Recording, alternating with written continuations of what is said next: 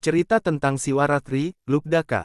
Lubdaka adalah seorang kepala keluarga yang menghidupi keluarganya dengan berburu binatang di hutan. Hasil buruannya sebagian ditukar dengan barang kebutuhan keluarga dan sebagian untuk dimakan bersama keluarganya. Dia sangat rajin bekerja serta cukup ahli, sehingga tidak heran bila dia selalu pulang membawa banyak hasil buruan. Hari itu, Lubdaka berburu sebagaimana mestinya di dalam hutan. Dibawanya semua peralatan tanpa mengenal lelah. Akan tetapi hari itu berbeda dengan hari biasanya, hingga menjelang sore Lubdaka belum juga memperoleh hasil buruannya. Kalau sampai aku pulang tidak membawa hasil buruan, makan apa keluargaku di rumah? Pikiran itu membuat Lubdaka semangat makin tinggi, langkah semakin cepat dan pandangan mata terus mencari binatang buruan. Tanpa terasa hari sudah gelap dan Lubdaka berada di tengah hutan. Lubdaka memutuskan untuk tinggal di hutan dan mencari tempat yang aman. Lubdaka melihat ada sebuah pohon bila yang cukup tua dan tampak kokoh di pinggir sebuah telaga air yang tenang.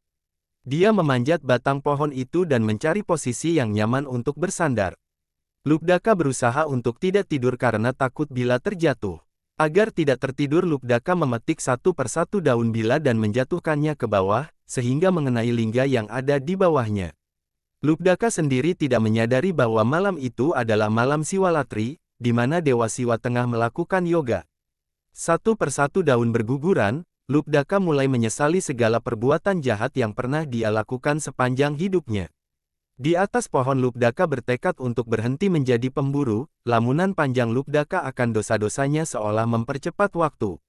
Rasanya baru sebentar saja Lubdaka melamun, tapi tahu-tahu pagi pun tiba. Itu menggambarkan bahwa dosa-dosa yang pernah dilakukannya sudah terlalu banyak dan tidak bisa diingatnya satu persatu lagi dalam waktu satu malam. Karena sudah pagi, ia berkemas-kemas pulang ke rumahnya. Sejak hari itu, Lubdaka beralih pekerjaan sebagai petani. Tapi, petani tidak memberinya banyak kegesitan gerak, sehingga tubuhnya mulai kaku dan sakit, yang bertambah parah dari hari ke hari. Hingga, akhirnya hal ini membuat Lubdaka meninggal dunia. Dikisahkan selanjutnya, roh Lubdaka, setelah lepas dari jasadnya, melayang-layang di angkasa. Roh Lubdaka bingung tidak tahu jalan harus kemana. Pasukan Cikrabala kemudian datang hendak membawanya ke kawah Candragomuka yang berada di neraka. Di saat itulah, Dewa Siwa datang mencegah pasukan Cikrabala membawa roh Lubdaka ke kawah Candragomuka. Di situ, terjadi diskusi antara Dewa Siwa dengan pasukan Cikrabala. Menurut pasukan Cikrabala, roh Lubdaka harus dibawa ke neraka. Ini disebabkan, semasa ia hidup, ia kerap membunuh binatang. Pendapat itu mendapat tanggapan lain dari Dewa Siwa. Menurut Dewa Siwa, walaupun Lubdaka kerap membunuh binatang, tapi pada suatu malam di malam Siwaratri, Lubdaka begadang semalam suntuk dan menyesali dosa-dosanya di masa lalu.